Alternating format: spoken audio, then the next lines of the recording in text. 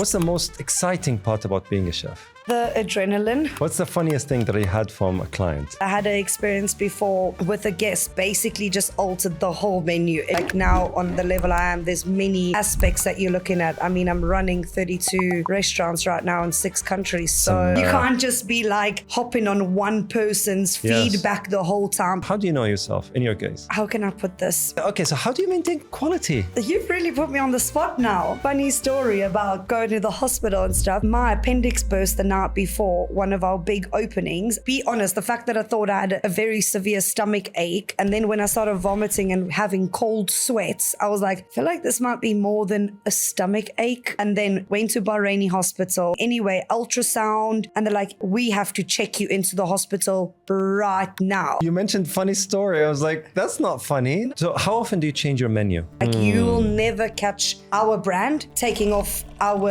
avocado toast. It's what we are known for. You see that specific avocado toast, you know it's our company. What inspired you to be a chef? And I tried many different things. I tried to go away from chefing even. If there's one question that you would want me to ask, what would that be? Oh my goodness, that's hard.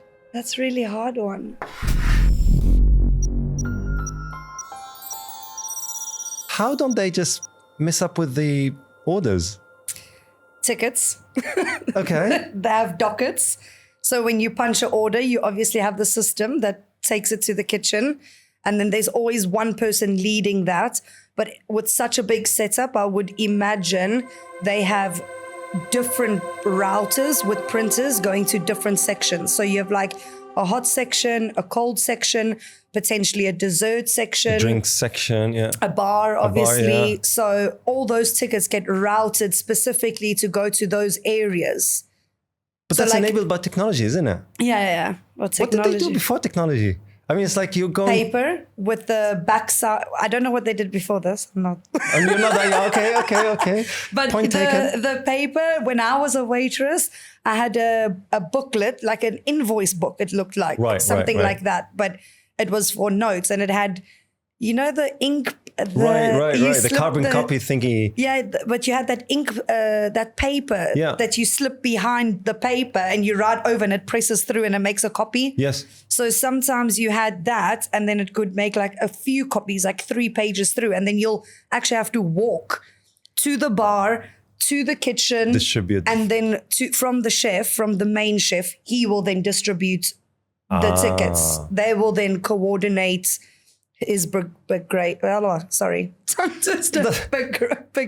What'd you call it? Why can I not say this word now? What's that? Brigade. Okay, yeah. It's like the fire brigade. Yes, but it's your brigade basically, which you have the leader and then the back, and then you have your team basically. So there's some sort of a kitchen communication brigade. brigade.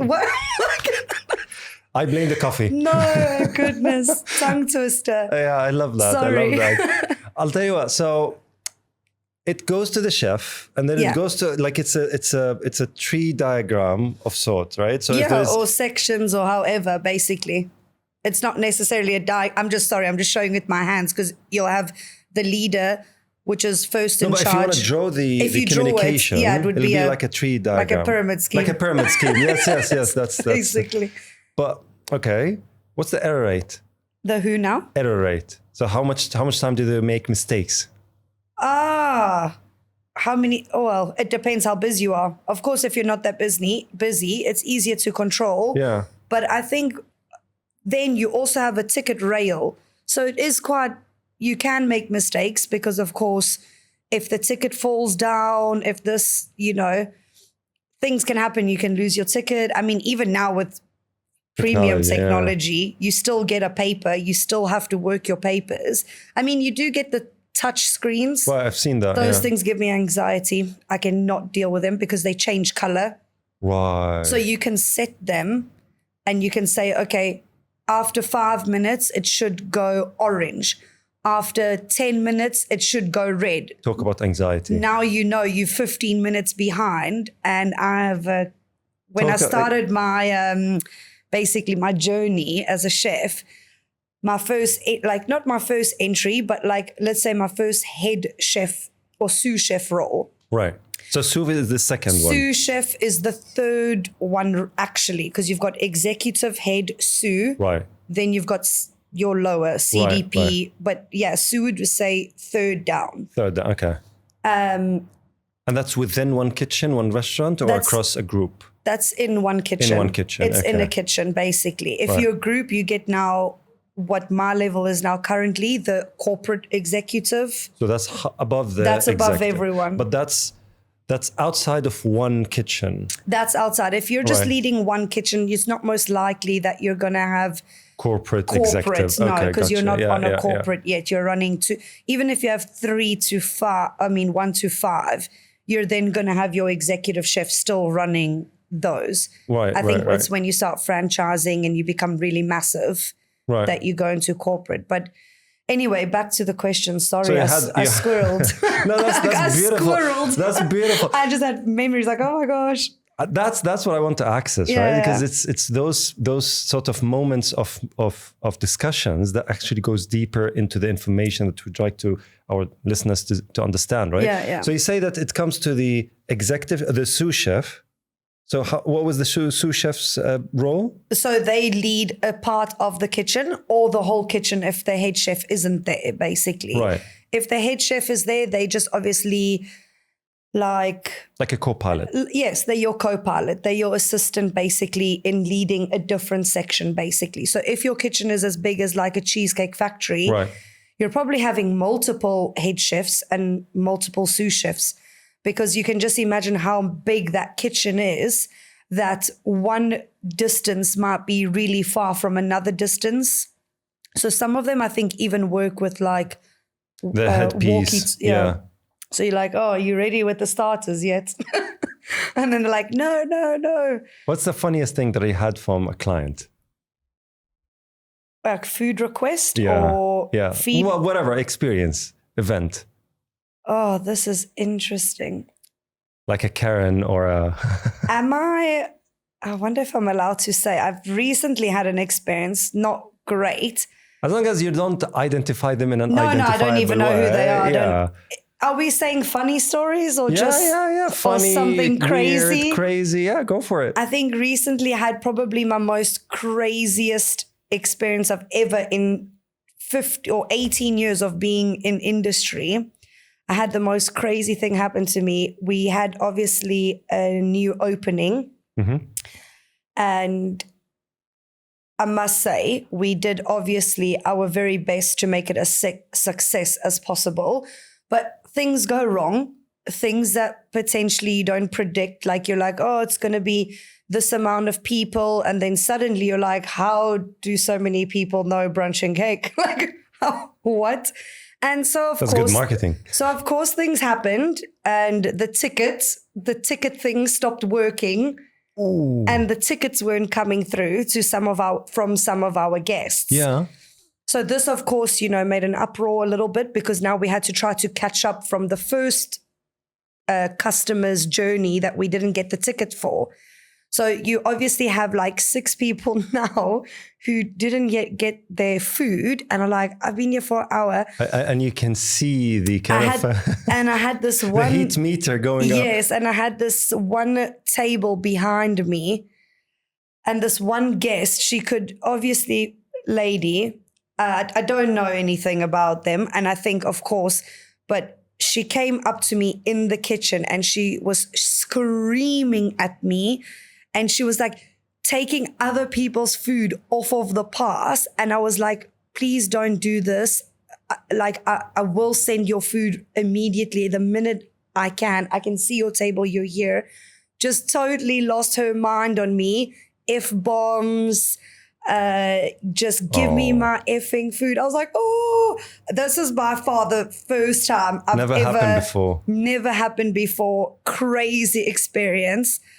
But something on the lighter side, I had an experience before with a guest, but the most ridiculous request of food, like basically just altered the whole dish to the whole menu.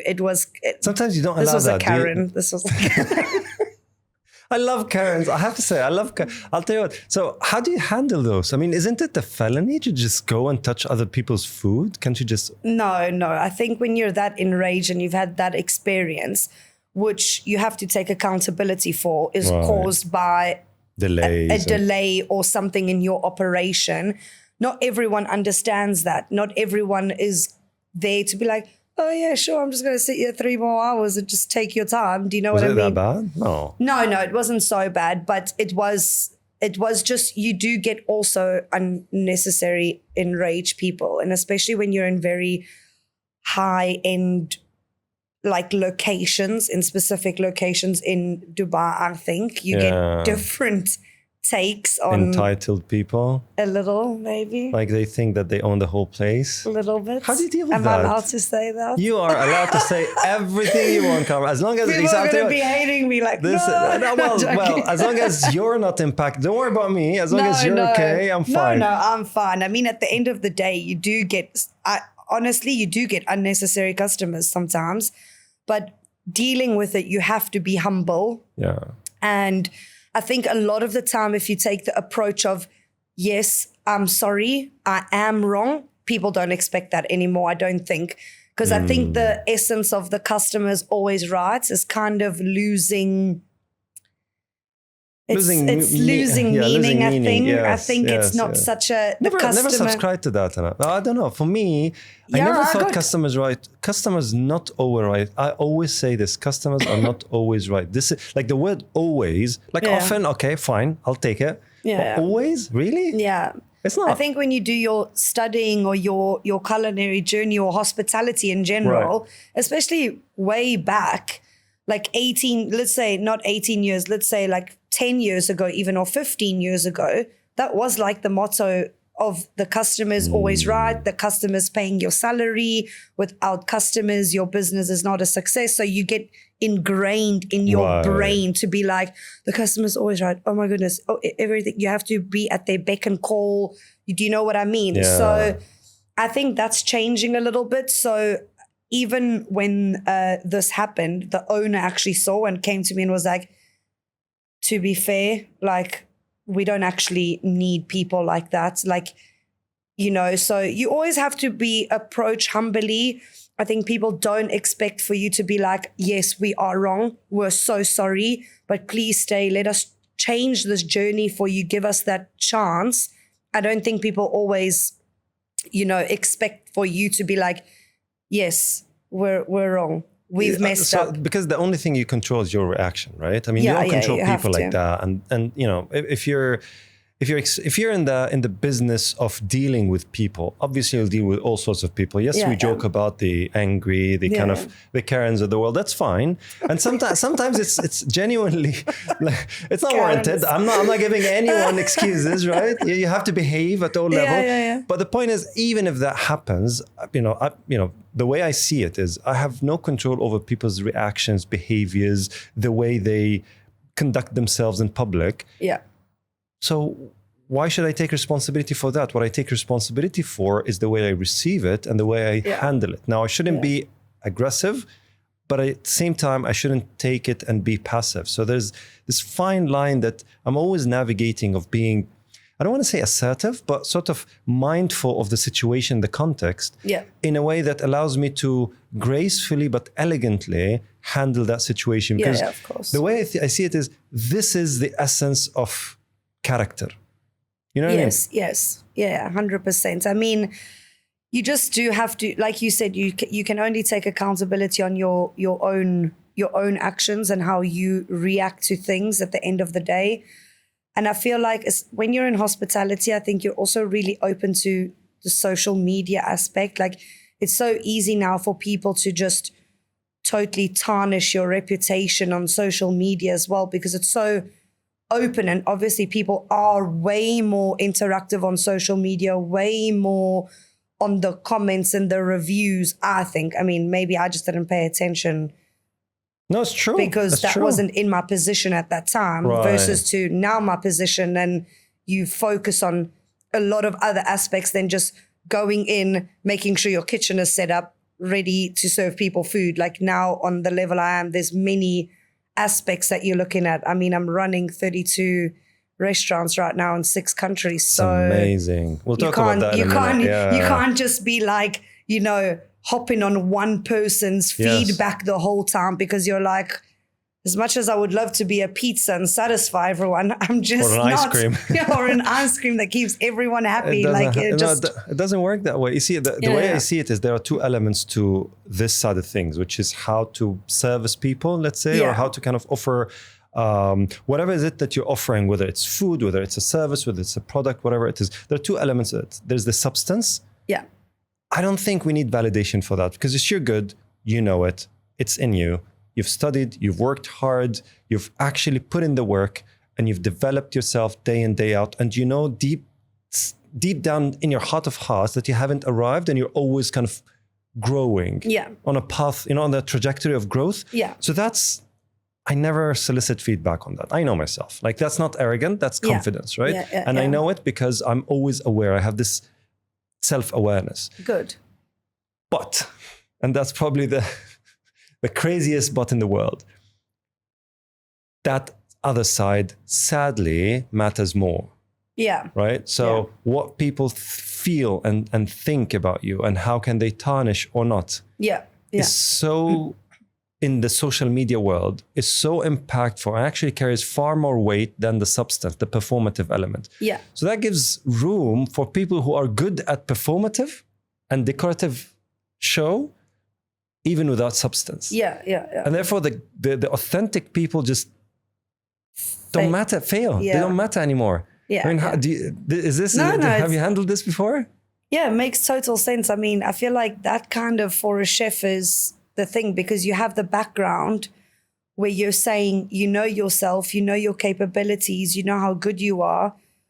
But at the end of the day, you also have that side where people can break down your brand, and that can cause self-doubt. Even though like you have your self-awareness and everything, that side can still affect a little bit this side, because you can start to question yourself even. We're only humans, right? We're only human. And I mean, if you hear something enough times, you're like, oh, maybe is it true? There's no smoke. I mean, there's that, yeah. Do you know what I mean? There's also that creeping self-doubt that comes in. But if you know yourself and you're like, you do get people that are just very self-aware and like, oh, well, I don't really care what you're saying, and you can have your opinion, but I'm still going to do me. But I think you need to find a balance between this side and this side, where you have to, for me, especially as a chef, maybe it's different for yourself or anyone else, but for you as a chef, I think I often look at other chefs that think they know themselves too well, and then take no feedback, or take feedback really negatively and doesn't improve yourself. I think you have to find a balance between knowing yourself really well and understanding when someone's just trying to ruin your reputation, or are they giving you actual constructive feedback to better yourself, etc. How do you know yourself?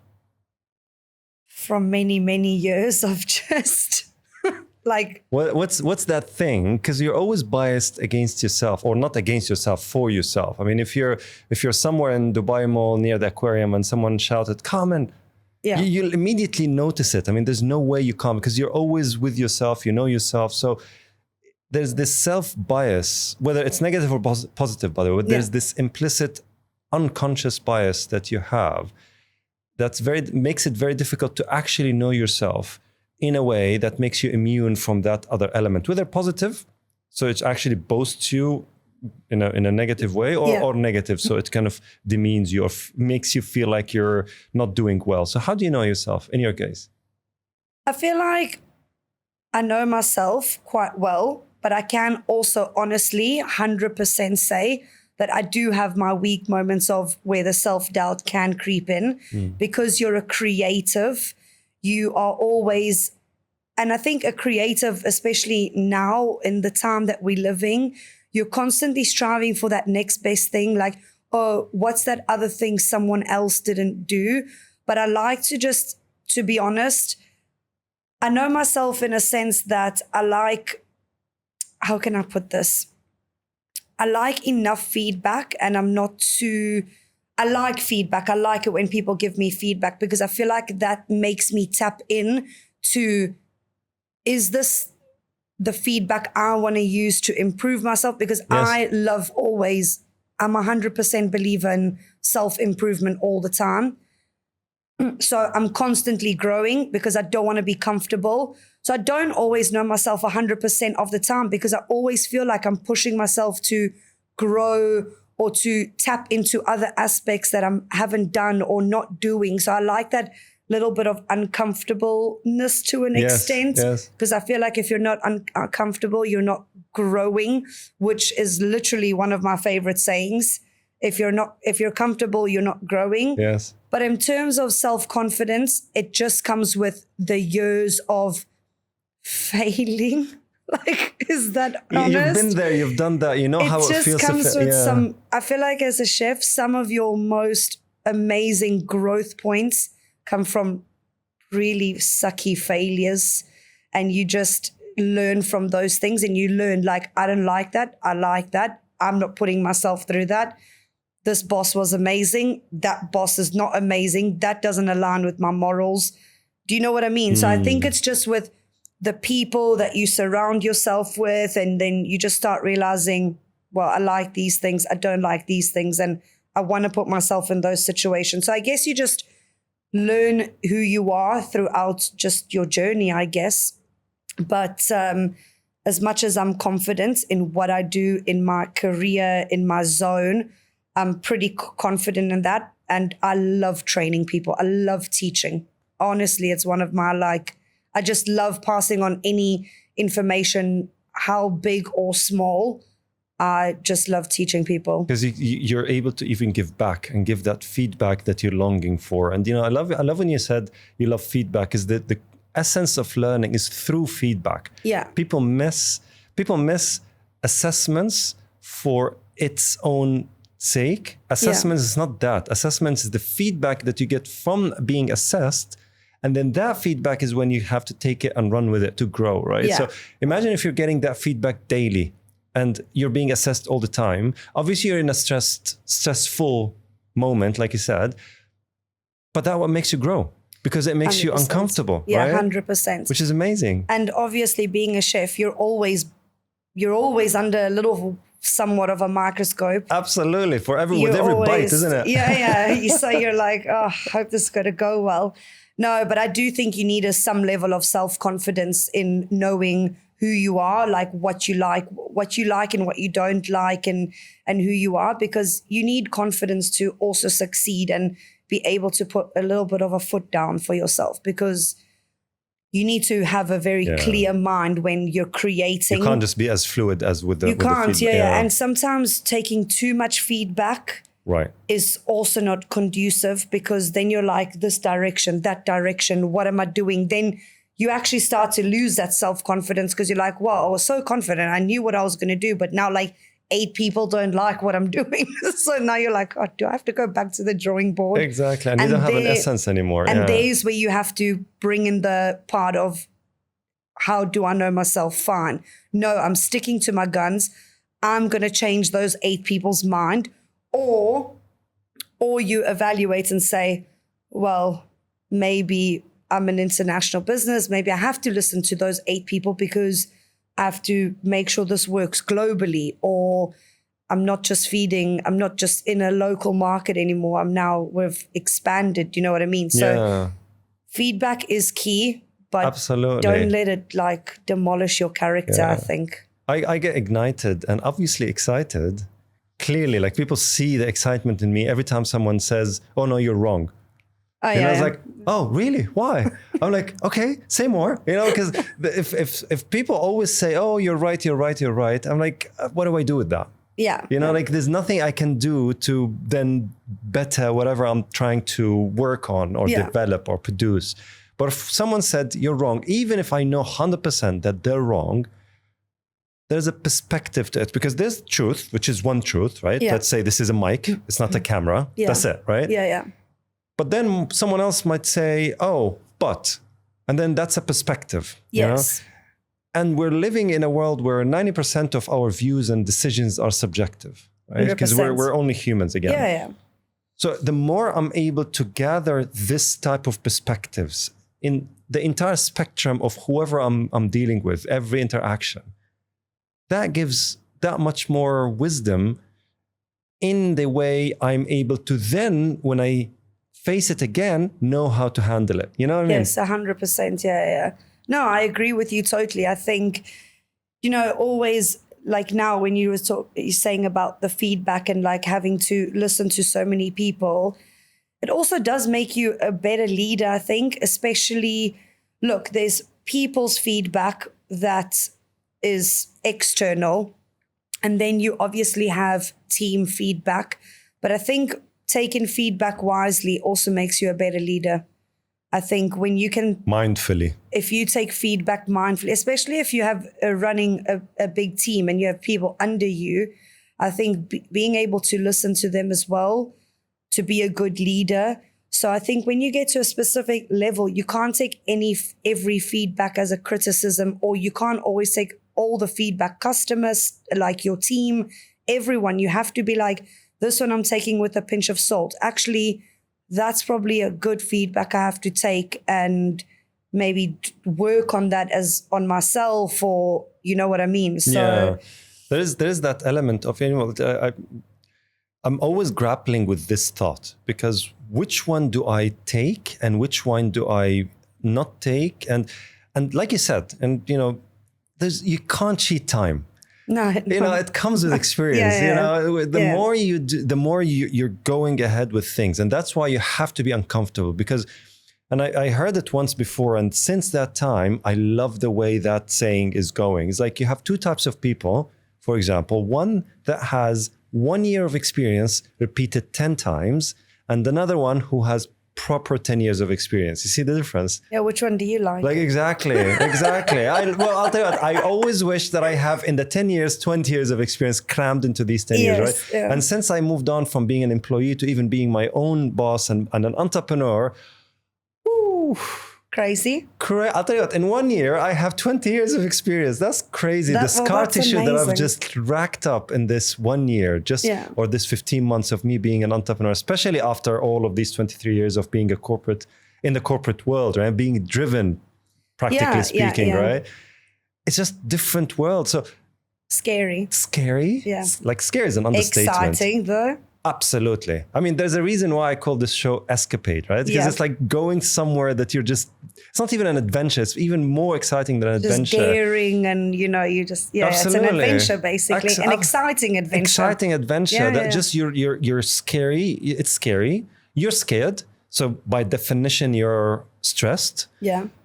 But at the same time, you know how they say excitement and anxiety has the same physiological bodily behavior. So you're sweaty, your palms are sweaty, you're shaking, you're palpating, your heart.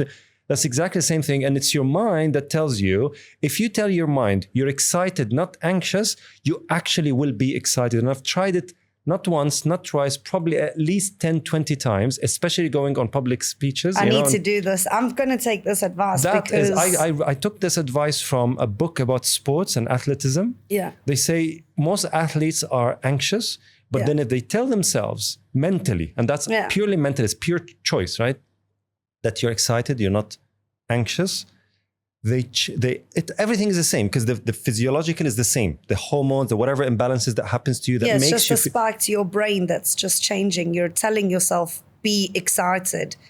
It's just your mindset change, and it just, everything follows. And all of a sudden, you see this energy flow in you, and things become brighter and clearer. Yeah. Because the difference between being excited and being anxious is just, it's like clouded, right? And you're not able to think clearly. Excited, you're outgoing, you're looking forward. Your outlook is just completely different. And that's what you want. And people appreciate that. People appreciate when someone is not at their A game, but they're at least positive about it. Yes. I mean, that's really nice to know, because I'm always nervous. Like I think I spoke with, before coming on the podcast, I was like, I'm so nervous. Before any big thing, whether it's in anything that I'm doing, I get so nervous. But to be honest, that nervousness does shift. And then I'm like, why are you so nervous? You've got this. And my husband tells me all the time, he's like, you're so good at these things. The minute you're relaxed and the minute you're just in your element, you just like outshine basically. But I kind of live for that anxious nervousness because it makes me think like you care. It's a pattern interruption, right? Yeah, you're like, it's good that I'm nervous. If I just, like my husband is like really a relaxed guy. So he's always like blasé. He's always like, and I'm just like, like sitting there like. I love the dichotomy. And he always like does just calm me. But then secretly, I love that nervousness because it makes me feel alive. It makes me feel like you care, like you like this is something meaningful. Like, okay, don't be too nervous that you like ruin it for yourself. But I do love that nervousness and then that, and it's interesting because I wouldn't have actually have thought to be like, just tell yourself that you're excited. But yeah, your mind is, it's crazy. Your mind is powerful. It's so powerful that actually, I mean, if you don't believe in something, 99% it won't happen to you. Yeah. Right. So, and that I always tell my daughters this when they go into a dark room in our home. I was like, it's our home. Yeah. Yeah. Like, do you believe in ghosts? Yeah. No. Okay. So what's going to happen? Yeah. So, and the more they believe in it, and obviously it's not a switch, right? There's a practice to it. But it starts with the mindset and the mindfulness of your, the awareness of your own feelings and not just succumbing to it. So yeah. Being that, what do you tell people who are kind of held back because of this self-limiting belief? What? Sorry, can you say? What would I tell people? What do you tell them? I mean, people who are because you mentioned and you were very clear about your own fears and stress, and but even though you didn't know that you have to tell yourself you're excited, you're always gonna you felt that you're longing for it, and that's a natural instinct that you have, which makes you a lucky person. Some people are not lucky and they want to actually be aware of it more. What do you tell them? I would just tell them, go for it. Because even if you're scared, you're literally just you in your own way, right? So what I do when I'm nervous or overly anxious or even, let's say, scared, I just do it. I go for it because I tell myself, and you should tell yourself, what's the worst that's going to happen? People judging you? And what's the worst that's going to happen from that? At least, well, I saw the restraint there. I was like, that. I mean, people are always going to have their opinions. We live in an opinionated world, I think, honestly. Absolutely. You're going to have good opinions and you're going to have bad opinions. And but it's that. If people judge you, you know what? You're going to walk away from that and say, I gave it a go. Even if you're scared, like you come on the podcast, it's your first time, you're nervous and you're like, what? You walk away and you go, what did I even say? You know what I mean? But you've done it and you can walk away and you can be like, I did something that I've never done before. So if people are scared or nervous, first of all, we've learned now, tell yourself to be excited, but just go for it. Because what is literally the worst that's going to happen? Exactly. Yes, you're going to maybe be judged, but who cares? Who cares? And by the way, there's the spotlight effect, which is a theory that says you always think that people look for your mistakes and remember them. No one does. No one cares. No. Everybody's busy with their own things. No one cares. I mean, I remember and that's one thing that I remember when I used to be in front of cameras back in the days. And I'm like, oh, what will people, say? And of course, it's just my mom and my wife that watches my videos. And I'm like, that's not true. Okay. But the thing, the beautiful, the funniest thing is, even the ones they do, never ever pick up on any mistake that I do. But you do. Of course I do.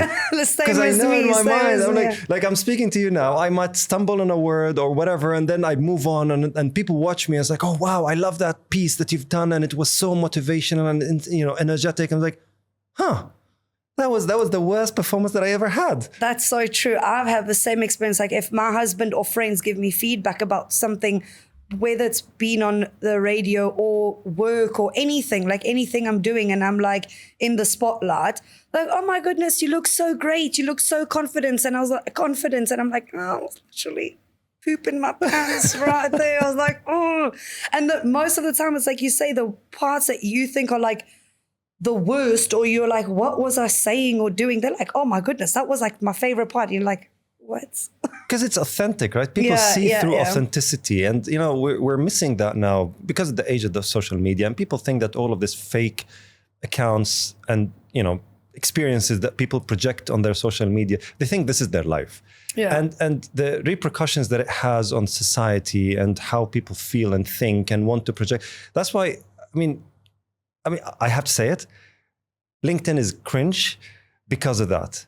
And the way I'm seeing it is because corporate and LinkedIn are almost the same thing. Okay. I saw a video the other day and I urge everyone to see it. I'm terrible at LinkedIn. I'll tell you what. I'm the worst at LinkedIn. Oh, don't. Listen, there's something about LinkedIn because it obviously exposes who you are and what you do and the comment and the like and the kind of everything that you do and the repost. And so people are it's not them. Yeah. Like they're always humbled and proud, and they're always sort of excited. They're always, boasting or dramatizing certain things that shouldn't be dramatized. And I'm like, I feel like when I go onto LinkedIn now, it's like I'm on Facebook. So I don't like it. It's even worse. I'll tell you what, Facebook at least a little bit funny, Facebook's a little bit, It's a little bit funny. It's like a corporate Facebook. It's a corporate Facebook. And I'm like, if you see last post I did were many, many months ago. And, I was like, and people keep on, literally, someone called me yesterday. It's like, Osama, why aren't you on LinkedIn anymore? I was like,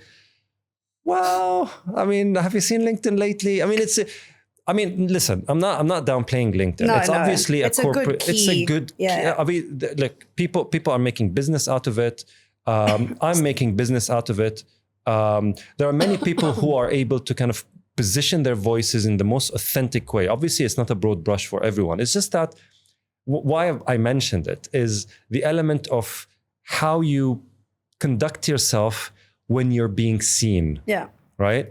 And that mimics the corporate world. Because when you go into a company and you put on your suit and your tie and you hold your suitcase and you just walk into this meeting and you sit and it's like, we're going to dabble with, I don't know what, this product. And I'm like, oh, okay, well, you don't talk like that. You just didn't talk like this just a minute ago. Why do you have to put in this show? Yeah. And to me, it's an extra energy that is spent for nothing.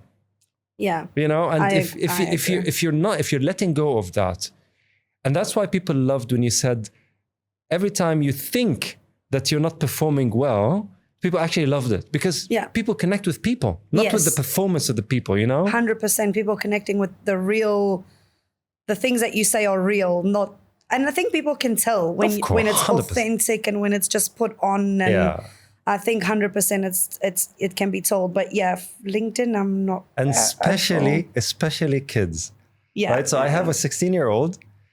I ask her just to make sure that I'm not kind of biased or anything. I asked her, I was like, what do you think of this?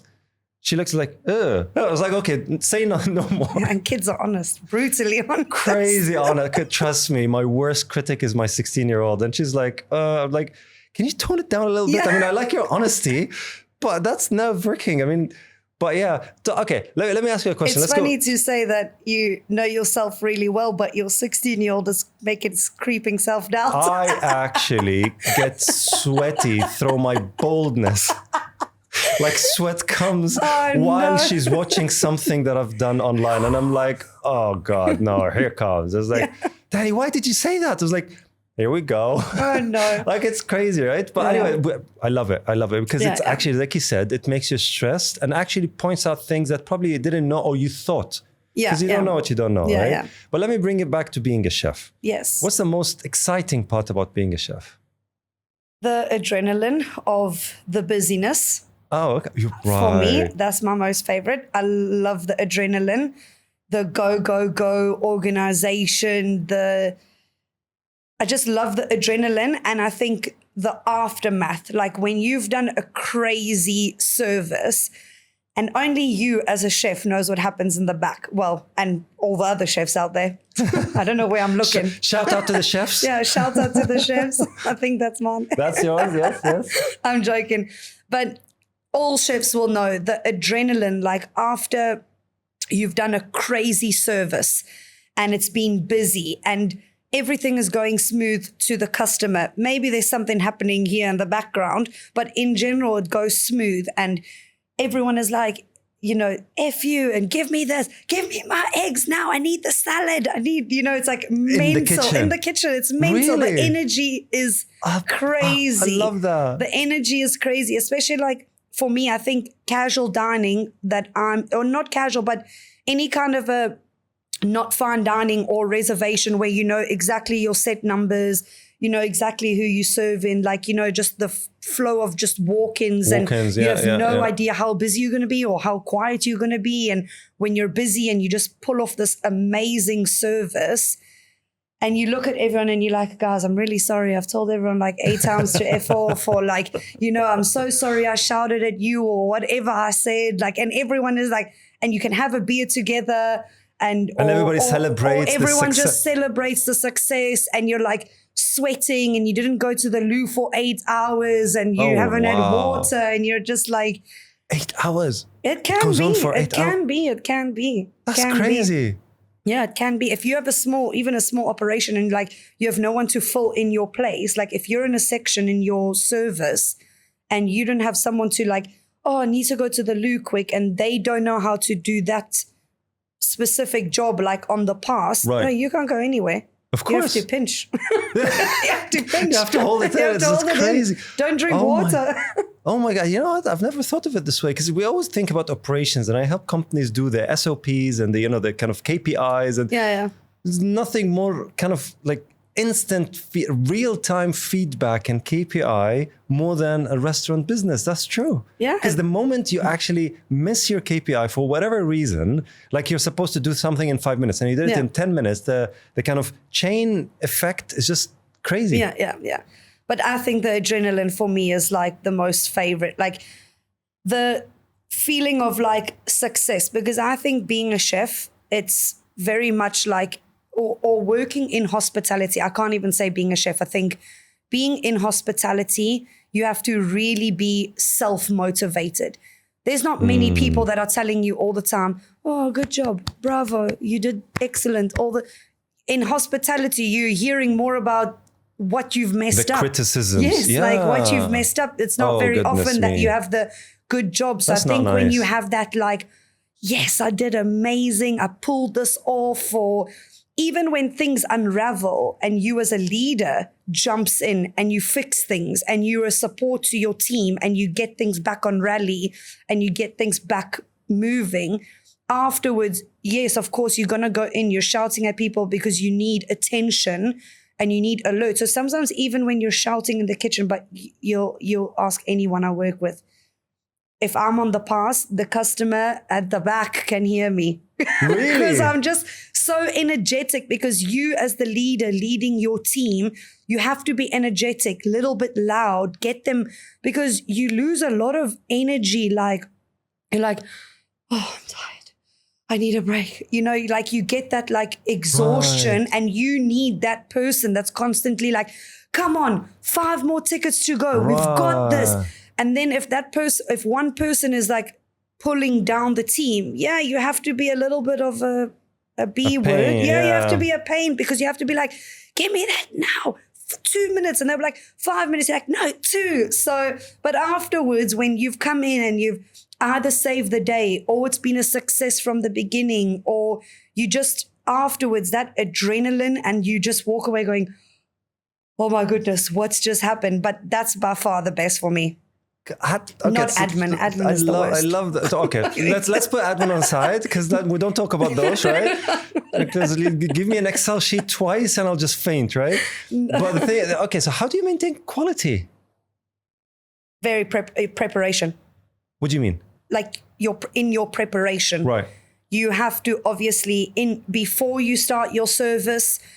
That's where the organization comes in. Okay. What does starting your service mean? Because you said it multiple times. Starting your service means like at 8 a.m. when your restaurant opens, that's your service time. So when you're serving people. Okay. So when I say service time, it's basically... When you're accepting customers. Yes, when you're accepting customers, when you say, or usually in a peak time. Right, gotcha. So usually it'll be like, oh, okay, service is starting now. Like then you're like a breakfast on a weekend. Yes, exactly. Like a breakfast on a weekend. You're very much in service. All of a sudden people are hungry, right? For eggs. And... Yeah.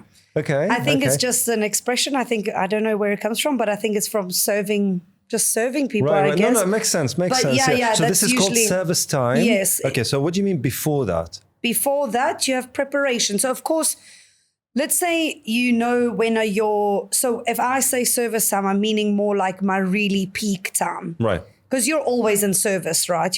But service time for me is mostly that peak hour when you're full in on service. Yeah.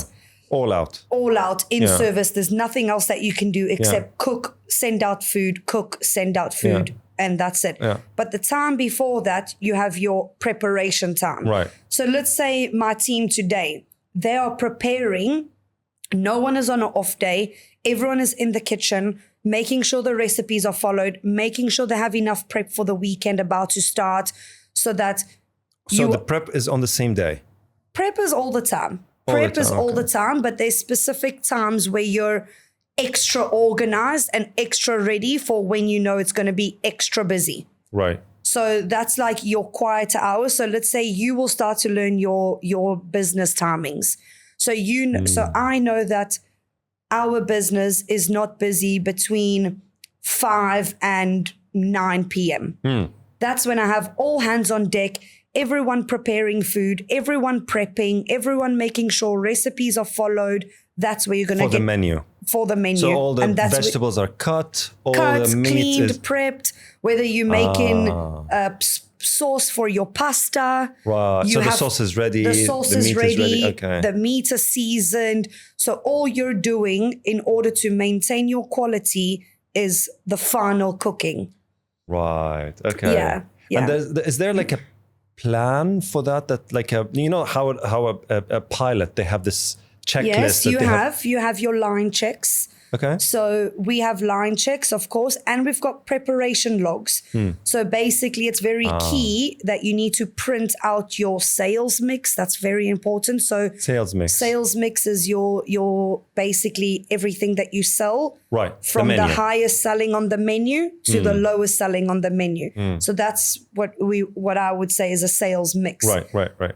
When you obviously analyze that data, which we do, we teach our team, our head chefs, our sous chefs, they need to know my best seller is, I don't know, avocado toast and then lamb chops or crepes or pancakes or Benedict's, whatever it is, basically. So I need to make sure I've got extra hollandaise prepared. I need to make sure that I order enough eggs. And then you have line checks as well, which is for your executive chef, or if now, like we've opened a new location, I will even go and do those checks to make sure we're ready. Because now you've also got new people in your team that are not functioning like your old people, your older staff or your older team. They already know it in their sleep. I know on this Saturday, I'm crazy. I know that on Sunday, I'm busy between 8 and 4, but nothing after that. So I don't want to over prep. So you have par levels that gets set by me and your executive chef. Par levels? Par levels is basically analyzing the data from the sales that you have to know what your par level needs to be so that you don't have a high wastage. I was just going to ask about that. We'll talk about wastage in a second because this is crazy how you manage. It's a delicate balance between how much can you prepare in relation to how much you're willing to waste, right? Yes. So that's why always, like, let's say perishable items, you don't want to prep too much of, because those things you want to keep fresh as best, right? So your fresh items, you want to make sure... Your fish, your meat, those things, yes. Like you want to make sure... But let's say chicken, if I do something with a chicken marination, I know that my marination, I want it to marinate for a day or two. Oh, so it can. So I can keep it. And this comes with labeling. So you label everything in your kitchen. When I prepared it, Monday, 9 p.m. Oh, that's crazy. And it expires in 2 days from now, which would be, I don't even know what I said. Monday or Wednesday. Wednesday, 9 p.m. I know I need to throw this away, basically. So some things, yes, you can hold for longer, because if you're marinating everyone knows you want to marinate for 24 hours. True. Ideally, it's more delicious. Yeah. But So things those things like can stay in the fridge. those for things a long, can stay in the fridge, and those are the things that you organize properly for your preparation for when is going to be your busy service. And that kind of a preparation happens a little bit throughout the whole week. Like if you're making, let's say, shakshuka. Yeah. Okay. Our shakshuka, we cook for 3 hours. The shakshuka is cooked for 3 hours. The sauce. Yes, we cook it Oh, for wow. 3 hours. So That's that you want to amazing. do on like a Wednesday, because you don't want to be, so you always analyze your prep. Like this prep takes me very long. Like let's say croquettes. Right. I know I have to make 800 croquettes. I'm not doing this on a Friday before my busiest days of the week, which is Saturday, Sunday. Naturally. I'm doing that on a Wednesday because I need time. You need patience. Although it's an easy thing to do, take bechamel or potato, however you make your croquette. I need to roll it. I need to put it in flour, egg, breadcrumbs, stack them nicely. Do you know what I mean? Like Yes, that yes. it's a tedious job. So you want to be planning from already Tuesday what For the weekend. for the weekends, for your busy times. I'll tell you, that's fascinating. I've never heard, or I've never known that this is what goes into the operations of a restaurant. Yeah. I mean, obviously I had an idea. That's why I mentioned, you can just push Sorry. it. So I always had an idea of how, I wouldn't say, well, of course it's tedious. Some elements are tedious, some elements are exciting, but the planning side of it is just crazy because lots can be learned in the business world from this. So Yeah. I come from an events background. I worked at Dubai World Trade Center. I was a show director for a couple of mega amazing. shows. I know what goes behind the scenes of a massive event. And when people just walk into these registration kiosks, Yeah. walking in, expecting everything to be clean Ready. and pristine. And, it's like, they don't know that we had a couple of incidents and people went to the hospital and we have a couple of all-nighters and, but that's not the point. The point No. is people are happy. They're walking in, they're seeing the kind of the organization of the entire event. It's an event. Yeah. And at the end of the day, it's an experience that you're providing to people. To be honest, like we said earlier, people don't really care that you went to the hospital 8 times. Funny story, maybe I'm squirreling. I get squirreled all the time. It's part of the ADHD. I love that. You know what? This is for it. So funny story about going to the hospital and stuff. We opened at one of our locations in Bahrain. And my appendix burst the night before one of our big openings. I went had my appendix. Yours? My appendix. And Okay. I didn't know. I thought I had bad stomach pain. My pain threshold is pretty okay. That's dangerous. Like I have a pretty okay threshold. To be honest, the fact that I thought I had a very severe stomach ache, which was causing me to vomit. And then when I started vomiting and having cold sweats, I was like, I feel like this might be more than a stomach ache, maybe. Took myself to the hospital in Bahrain, like the nearest hospital. I was like, I don't even know if my medical aid You covers drove? there. No, taxi. I Taxi, don't have yeah. a car. So Right. ordered myself a Uber. And then I was like, I need to go to the hospital. Went to Bahraini hospital. Amazing. I laid there. She's like, are you okay? I was like, yes, I'm fine. I'm having, stomach ache. She's like asking me all the lady questions. Right. And I was like, no, I just think maybe I ate something. Anyway, ultrasound. And they're like, we have to check you into the hospital right now. That's why I heard it's dangerous. Into surgery. It was so close to bursting. They got it out in time. And I was literally at work the next day, ready for our opening. You're a fighter. Honestly, it was insane. It was crazy.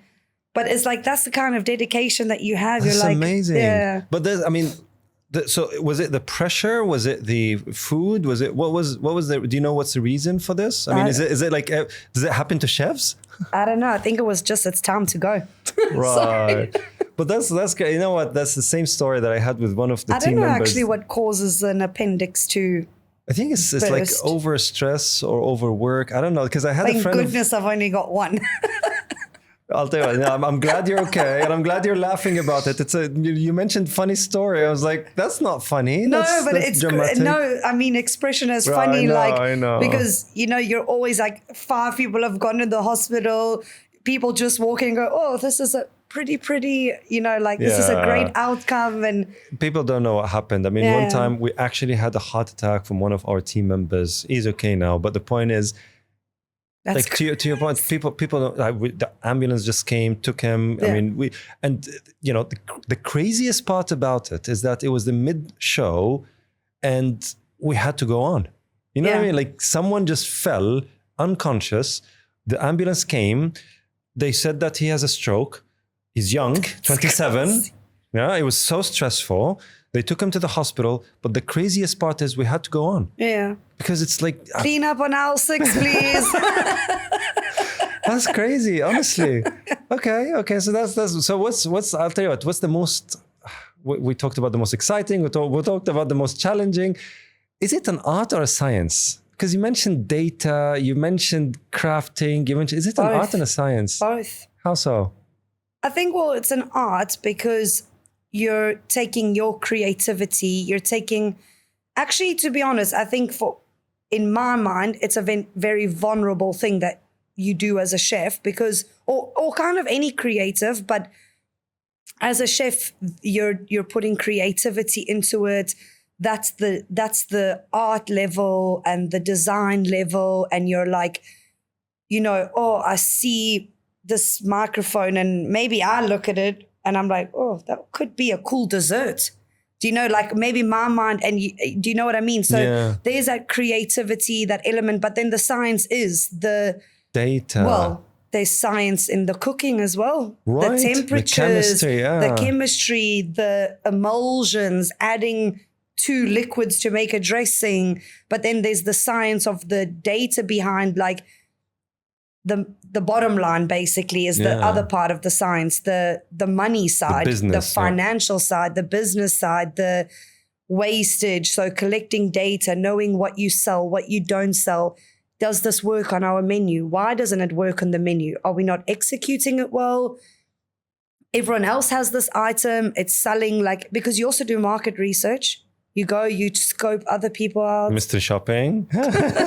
We have mystery shop. Yeah. But I mean, anyway, so you go, you do your market research. That's the science, I think, as well behind it. And then you take away the data and then you go do your creative element, if you know what I mean.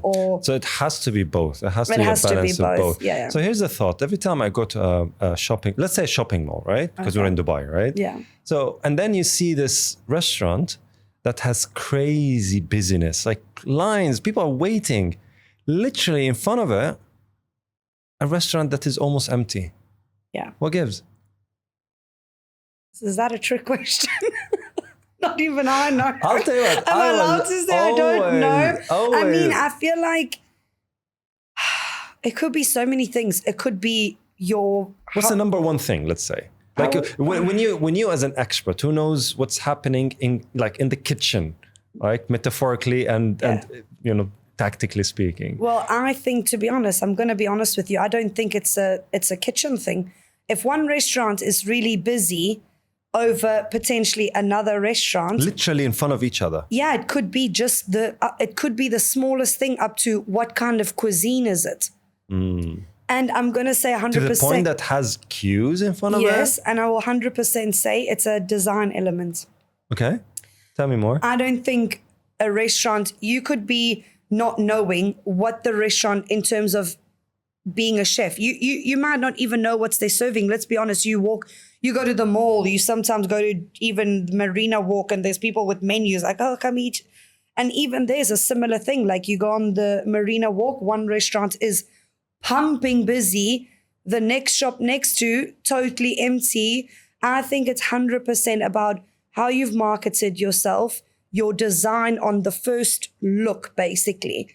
Like if you're catching people's eyes, you're going to get people's attention. So I think it's a lot about the design and how people perceive your brand.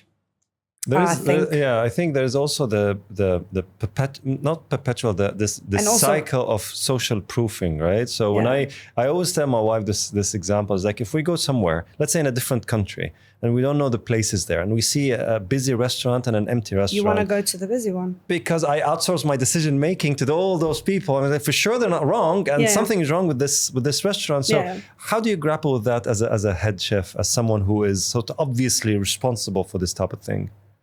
Well, I don't want to boast my own horn, but I'm really glad that we have the busy line and not always the quiet line. So that's amazing. But How did you do it? But again, it's about, because I believe that our restaurant has great design elements. It looks really amazing. And of course, we're very active on social media. We're always also networking with people, whether it's collaborations with other people. Like, I think that's very important, because now that you're living in a world of social media, influencing, not just influencers, but just more people being vocal about everything. The viral element. Like everything. You could be this and be vocal. You could be that. And so I think 100%, like, we've done our design amazing. And if it's not design, you have to make awareness. And that's what we've literally done. We've just made a lot of awareness, and we do lots of entertainment, and then obviously just spreading the word through platforms, messaging everyone. I mean, now it comes down to, the technology of it, because you've got reservation systems now that you can just send people a message to say, we're having a grand opening next Saturday, come join us. And you could have 30,000 people on your doorstep. And it's like you said, you see a busy place, your mind tells you, well, it must be good if it's busy. Let's go there. That's a trick. What most, if not all of the designer shops do, like LVMH and others, they just fake a queue. I was going to say, people do that. People do that all the time. And so this is my thought. Can you do that and get away with it if you're actually bad? Because I think, from my own naive realism, right? So I'm not, it's not even an anecdote, but my own observation of my own reality. You can. And that's sad. You can do it and get away with it. But I definitely think if you're not good, people will talk. So I think that is a very good tactic.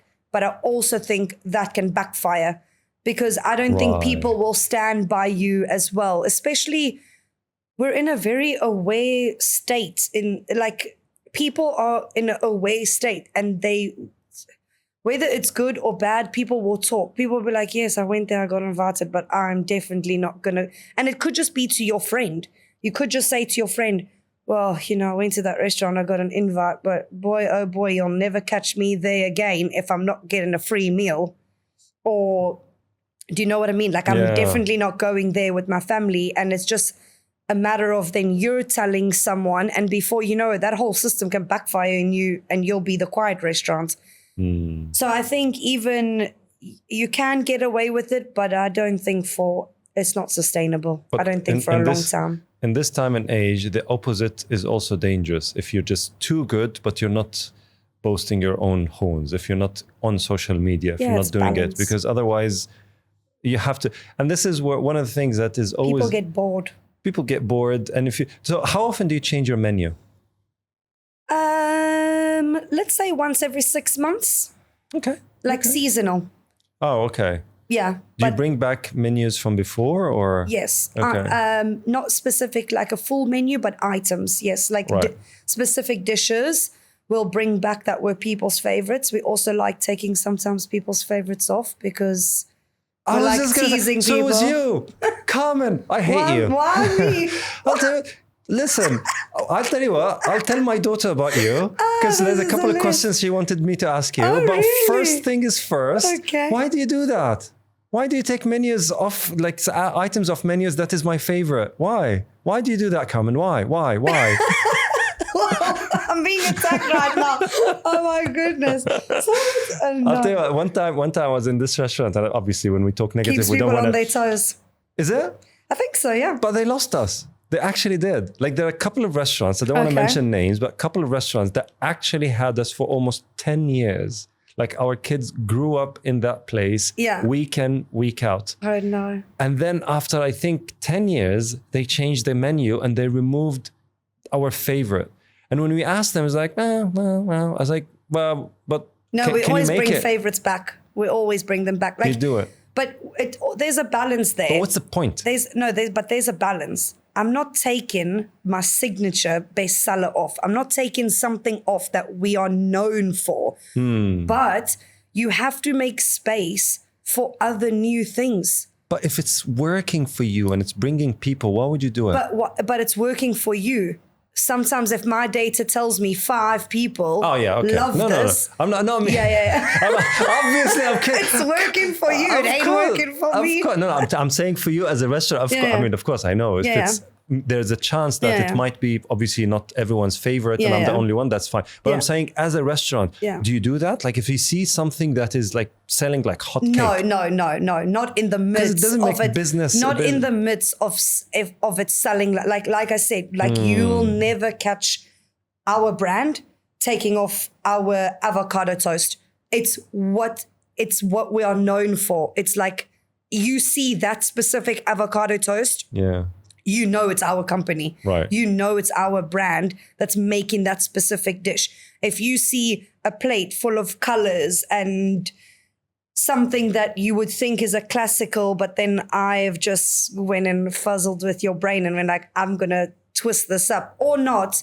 But in the middle of it being a bestseller, or if it's something that your brand is known for as a signature item, no, you're not going crazy. Right? You're not going. That's crazy talk. I'm just talking. I'm talking about teasing people in a sense of sometimes taking the bestseller off or revamping it because you'll get feedback.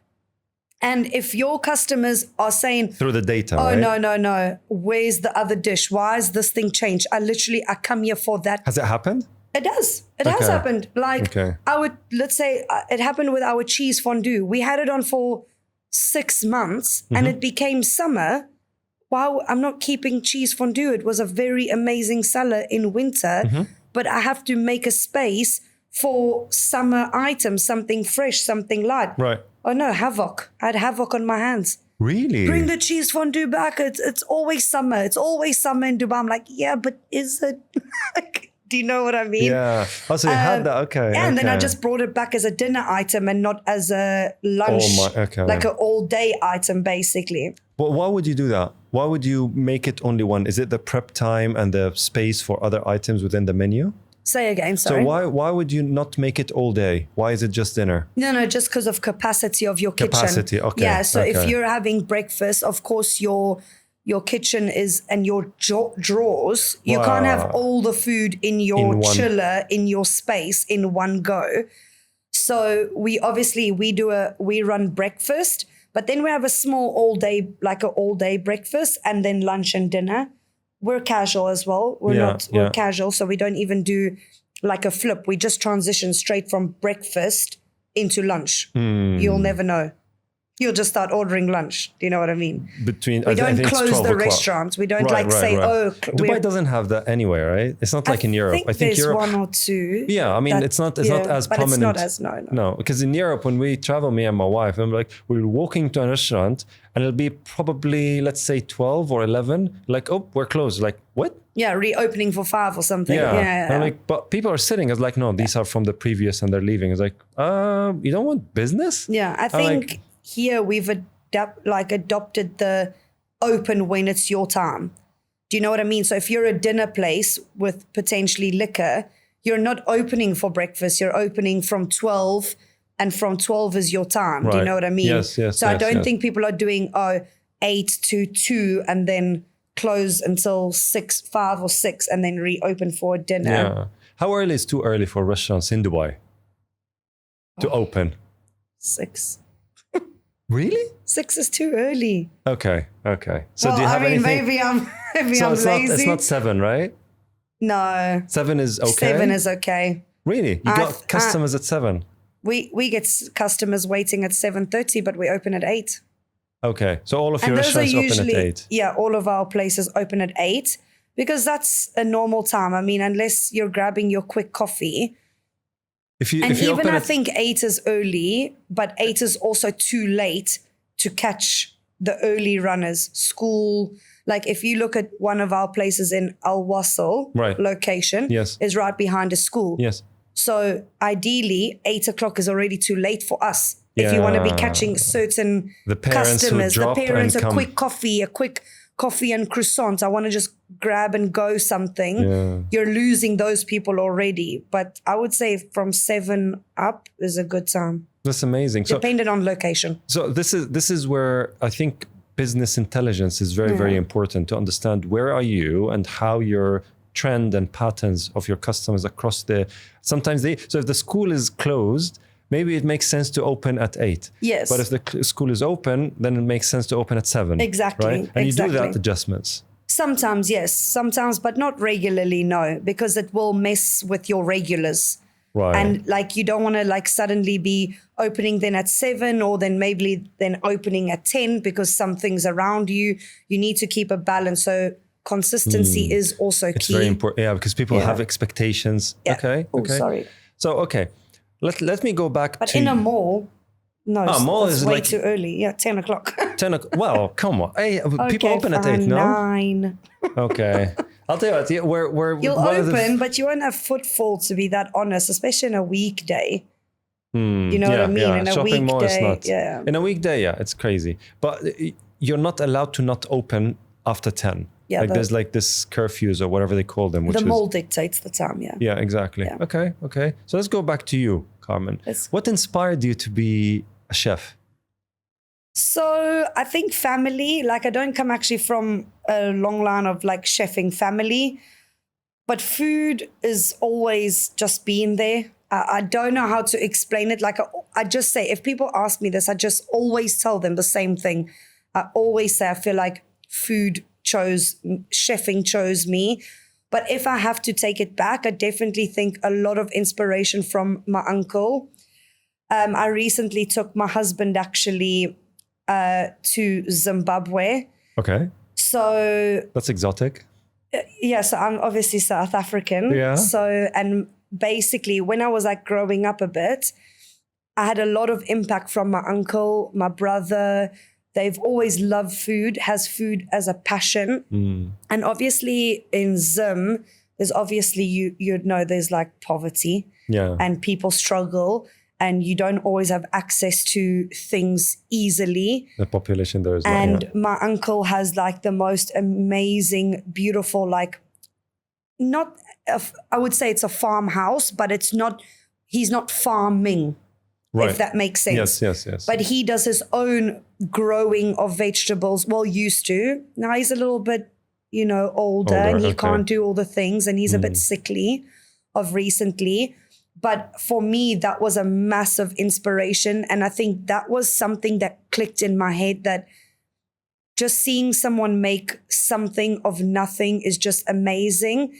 And I think the celebration around food, for me, food is not a fine dining experience. Food for me is coming together, sharing, me eating your thing, you tasting my thing.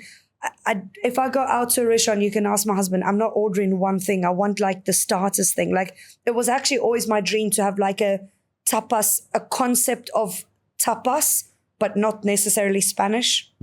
But just the idea of having a lot of little plates and sharing and coming together. Like, I think it is my dream to potentially have a restaurant where it's mixed.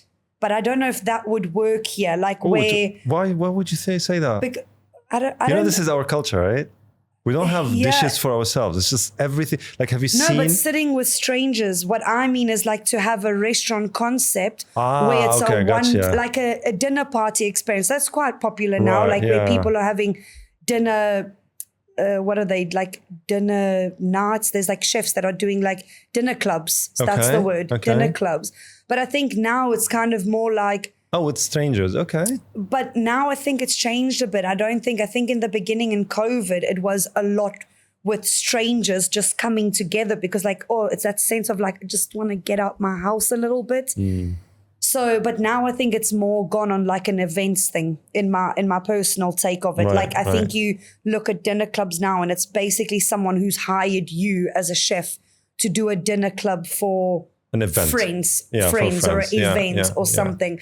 But it truly would be my dream to have a restaurant that is like a house. To see that, okay. Like it looks like a white house. Yeah. And you have different rooms and different things happening in those rooms and with big long tables inside. So you're like maybe two people, you know what I mean? Like you can share a table, because that is how my inspiration to become a chef started. Like bringing people together, having common interest, talking about stuff. Like I think food brings out like the most positive stuff in people. And it can never go out of fashion. No. You know, investors, if you're hearing, reach out. Reach out. That's an idea. I think I'll tell you what, in especially in our culture here in Dubai, I mean, people are mostly expats and they're longing for that sort of excuse to get and mingle with others and just kind of exchange thoughts, ideas, time. And if there's an excuse to do that, and if it's done right, because it can go wrong, dramatically wrong, it can go there. But the point is, that's a brilliant idea. And so this is what drove you to be a chef. I think so. Just feeling that you give people through food. Yeah, the joy. The joy. Okay. For me, I think, and the just being able to push your mind on like, for me, I know it's silly now, but I think my uncle, he made a tomato soup. Okay. And a cold one as well. But at that time, I mean, he used skin, seeds, many different elements and tactics on one item.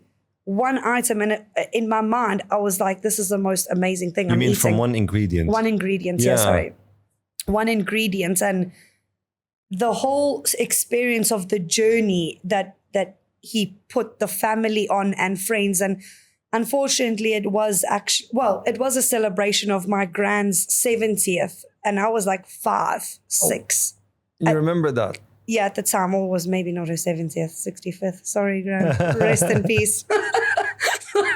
Anyway, but it was a birthday celebration. And this one specific moment in time is just so encapsulated for me that it's like yesterday. And the house there, it's amazing. He's got like a little wine cellar, and the kind of things he's collected in the house is insane. Like imagine you give me this book. He's got this book from 20 years ago, 50 years ago. I mean, I think he gave... Just collective. Yeah, he's just like a borderline hoarder. But I'm sure everything has a memory attached interesting, to it. And now I went back because I'd spoken about this actual happening previously, and I actually said we were going to South Africa, and I was like, why don't we just go to Zimbabwe? And going back there now is like, how old? 33. From very young was the last time I went there, like maybe 12, 13, 14, maybe around that age till now. I wasn't visiting. And going back there, I said to my husband, not a single piece of furniture has been moved.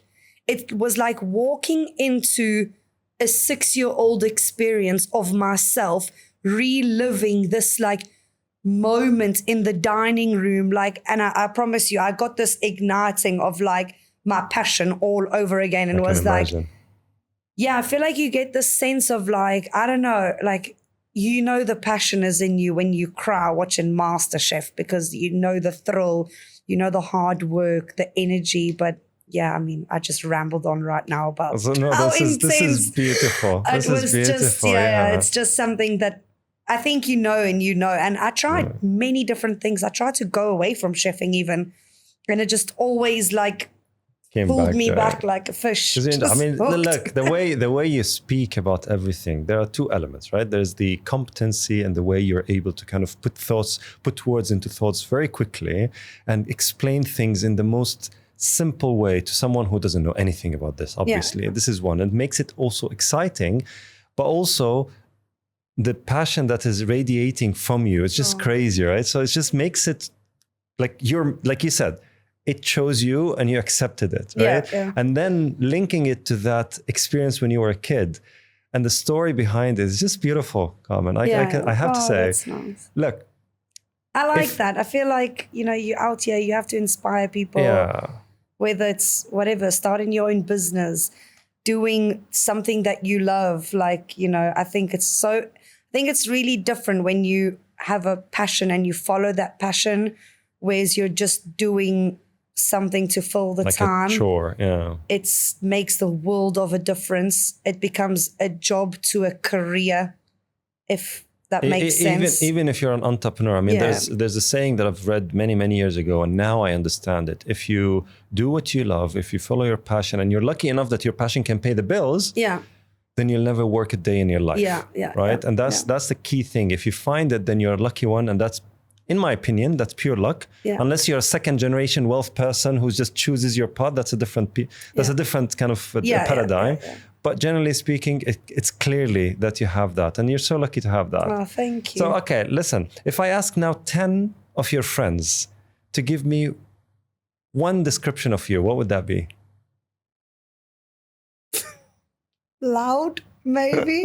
Excited. Okay. Excitable. Okay. I love that. One word. That's hard. I know. I feel like I'm more than a one-word person, A description, let's say a description. I would definitely say, if you had to ask 10 people, they would definitely say I'm funny and have a kind heart. I think that's what people say. I'm generous. This is what they would say, 10. Yeah. And what would you want them to think of you? Is it the same thing or something different? No, I think the same. I want to be generous to people and kind, although I can come off a bit crazy and, Crazy is nice. Also, who are we asking? People I work with or friends? Your friends. Okay. Friends. Not work people, fine.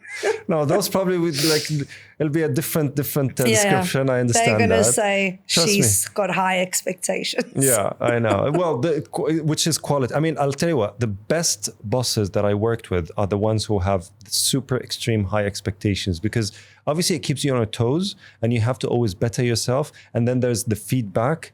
And then all of that we talked about, right? Yeah. Okay, so before we end, because I know I can go with you for hours, right? Okay.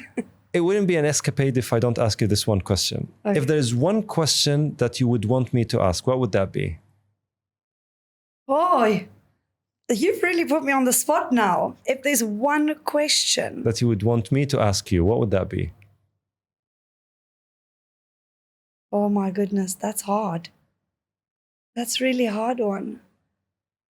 Can I have 30 more seconds to think about this? You can have all the time in the world. This won't be edited. People will have to wait for these. No, I'm kidding. Let's keep people on suspense right now. Okay, please return after the break. No, I'm joking. Go get your bathroom break. I would say one question, if I could choose.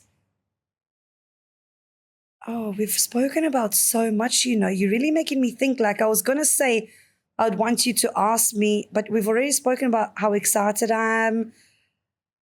We've spoken about what I don't like. My favorite color.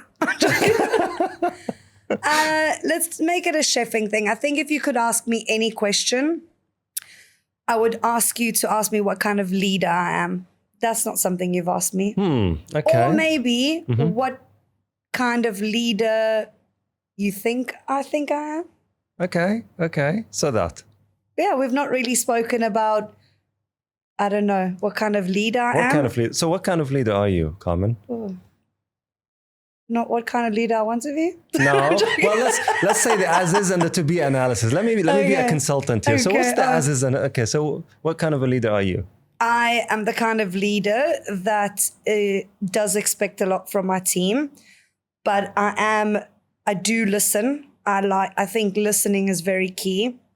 I would say I do struggle with patience sometimes, being very, in a rush environment. I think I'm a good leader because I try to lead by example, but I do have my downfalls. But I would say overall, I'm a good leader, and I think listening is very important. Is this what your team think about you? Yeah, my team will tell you. My team will tell you I have high expectations, but I always have their back. Okay. And what would you want to be as a leader? A second. You gave me 2 questions, so I have to take them, right? What kind of leader would I want to be? I think a respected leader. I don't ever want to be a crazy dictator leader like my way or the highway, because I think that leaves no room for the mind to grow and you just block yourself off. Like, I would not want to be like a crazy dictator, which is funny because people don't think chefs are like that, I think a lot of people perceive chefs to be pretty much crazy dictators, like telling. I think I blame the movie. I blame Hollywood for that. Every time they bring a chef, they're like this crazy shouting person who's just always telling people what to do, right? You do get that, because I think when you're in such a crazy level of management or expectation, which is real time, right? I think you do lose your mind a little bit, because I think you're constantly, especially like I think as Michelin starred chefs, right? You're constantly breaking bound, like you're constantly just up. How am I outdoing myself? How am I? Yeah, it just messes with your brain. Yeah, who's your favorite celebrity chef? Oh, I have so many. Okay, I'm gonna say I have to stand by it. One that like I've grown up with, 100% Jamie Oliver. I like his style of cooking, not all of his books, not all of his things, but I do like the more chefy stuff from him. I think he's a genius businessman. He's, I think, one of the richest chefs in the world currently.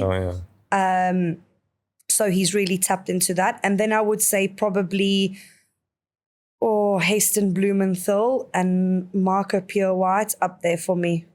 Heston Blumenthal, because he's just a genius, like insane genius. Like creativity, like 100. I based my whole art thesis in high school based on perception, and I cooked it. I did my whole art thesis edible. Oh, wow. Yeah, that's crazy. Anyway, we're ending now, that's crazy. That's good. No, we're ending for sure. But listen, leave that's it a talk. On a cliffhanger. That's for part 2. Carmen, you know what? I truly enjoyed listening to you. Thank you very much for being here on the show. Thank you so much for having me. That was amazing.